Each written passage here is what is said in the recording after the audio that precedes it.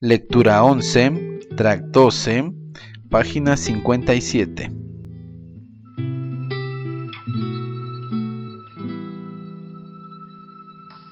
Un expreso del futuro. «Ande con cuidado», gritó mi guía. «Hay un escalón».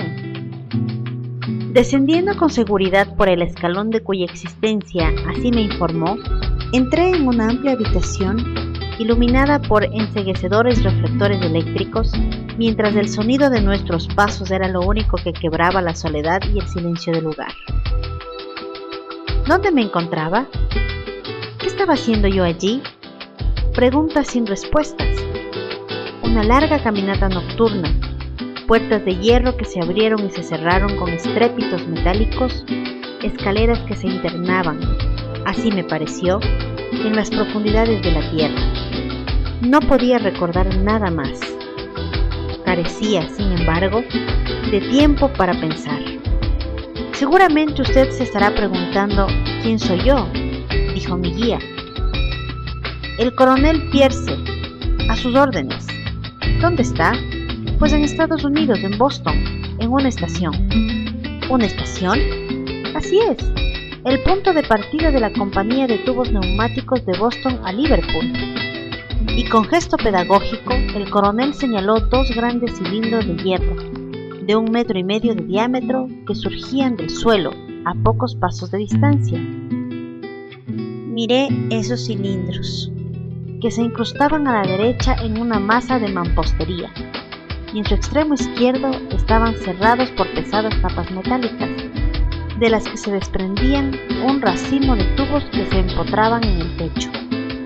Y al instante comprendí el propósito de todo esto. ¿Acaso yo no había leído, poco tiempo atrás, en un periódico norteamericano, un artículo que describía este extraordinario proyecto para unir Europa con el Nuevo Mundo mediante dos colosales tubos submarinos? Un inventor había declarado que el asunto ya estaba cumplido. Y ese inventor, el coronel Pierce, estaba ahora frente a mí. Recompuse mentalmente aquel artículo periodístico, casi con complacencia. El periodista entraba en detalles sobre el emprendimiento, informaba que eran necesarios más de 3.000 millas de tubos de hierro, que pesaban más de 13 millones de toneladas, sin contar los buques requeridos para el transporte de los materiales, 200 barcos de 2.000 toneladas que debían efectuar 33 viajes cada uno.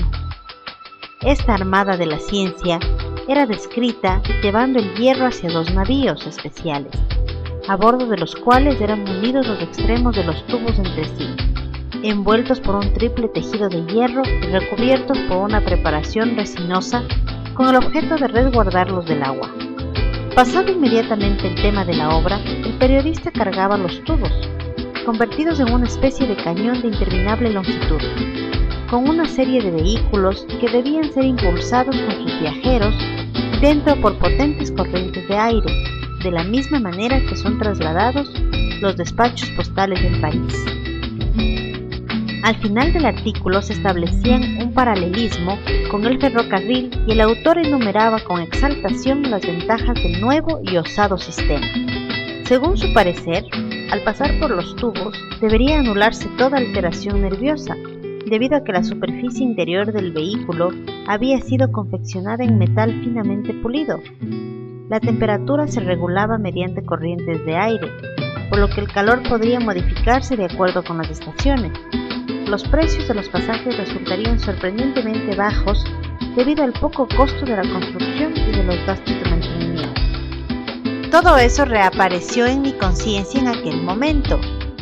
Así que aquella utopía que había vuelto realidad y aquellos dos cilindros que tenían frente a mí partían desde ese mismísimo lugar. Pasaban luego bajo el Atlántico y finalmente alcanzaban la costa de Inglaterra.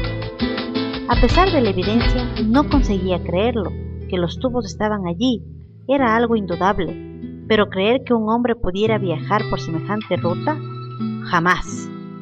Obtener una corriente de aire tan prolongada sería imposible. Expresé en voz alta aquella opinión. Al contrario, absolutamente fácil, protestó el coronel Pierce. Todo lo que se necesita para obtenerla es una gran cantidad de turbinas impulsadas por vapor, semejantes a las que se utilizan en los altos hornos. Estas transportan el aire con una fuerza prácticamente ilimitada, propulsándolo a 1800 kilómetros horarios, casi la velocidad de una bala de cañón, de manera tal que nuestros vehículos con sus pasajeros efectúan el viaje entre Boston y Liverpool en 2 horas y 40 minutos. 1800 kilómetros por hora, exclamé. Ni uno menos. ¿Y qué consecuencias maravillosas se desprenden de semejante promedio de velocidad? Como la hora de Liverpool está adelantada con respecto a la nuestra en 4 horas y 40 minutos, un viajero que salga de Boston a las 9 arribará a Liverpool a las 3 y 53 de la tarde. ¿No es este un viaje hecho a toda velocidad? Corriendo en sentido inverso hacia estas latitudes, nuestros vehículos le ganan al Sol más de 900 kilómetros por hora, como si treparan por una cuerda movediza. Por ejemplo, partiendo de Liverpool al mediodía, el viajero arribará a esta estación a las 9 y 34 de la mañana, o sea, más temprano que cuando salió. Ja, ja. Yo no sabía qué pensar. ¿Acaso estaba hablando con un maniático? ¿O debía creer todas esas teorías fantásticas a pesar de la objeción que brotaban de mi mente? Muy bien, así debe ser, dije. Aceptaré que los viajeros puedan tomar esa ruta de locos y que usted pueda lograr esta velocidad increíble. Pero una vez que la haya alcanzado, ¿cómo hará para frenarla? Cuando llegue a una parada, todo volará en 1000 pedazos. No, de ninguna manera, objetó el coronel, encogiéndose de hombros. Entre nuestros tubos, uno para irse, el otro para regresar a casa, alimentados por corrientes de direcciones contrarias, existe una comunicación en cada juntura. Un destello eléctrico nos advierte cuando un vehículo se acerca. Librado a su suerte, el tren seguiría su curso debido a la velocidad impresa, pero mediante el simple giro de una perilla.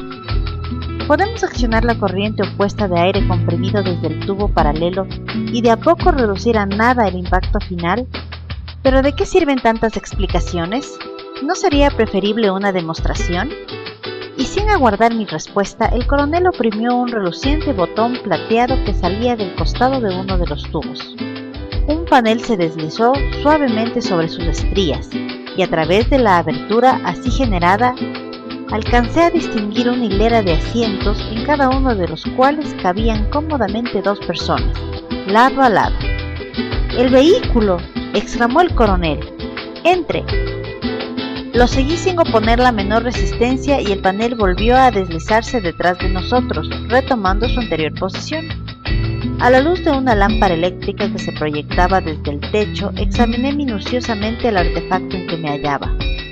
Nada podía ser más sencillo. Un largo cilindro tapizado con prolijidad, de extremo a extremo se disponía 50 butacas en 25 hileras paralelas. Una válvula en cada extremo regulaba la presión atmosférica, de manera que entraba aire respirable por un lado y por el otro se descargaba.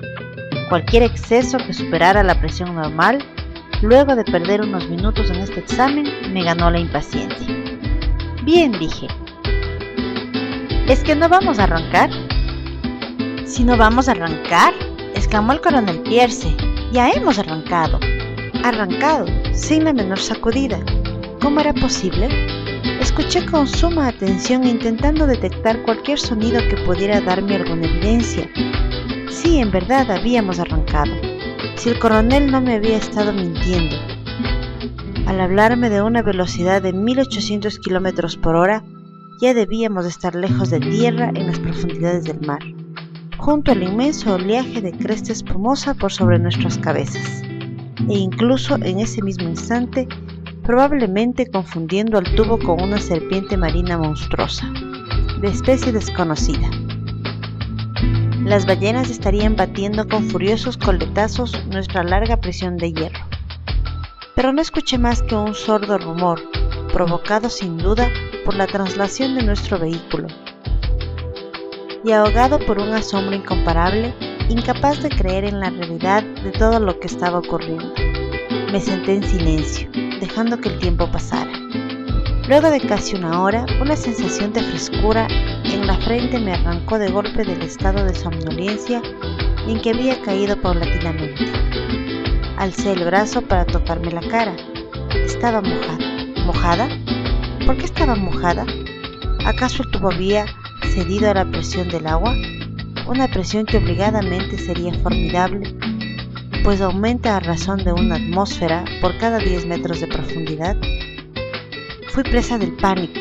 Aterrorizado, quise gritar y me encontré en el jardín de mi casa, rociado generosamente por la violenta lluvia que me había despertado. Simplemente me había quedado dormido mientras leía el artículo de un periodista norteamericano, referido a los extraordinarios proyectos del coronel Pierce, quien a su vez, mucho me temo, también había sido soñado.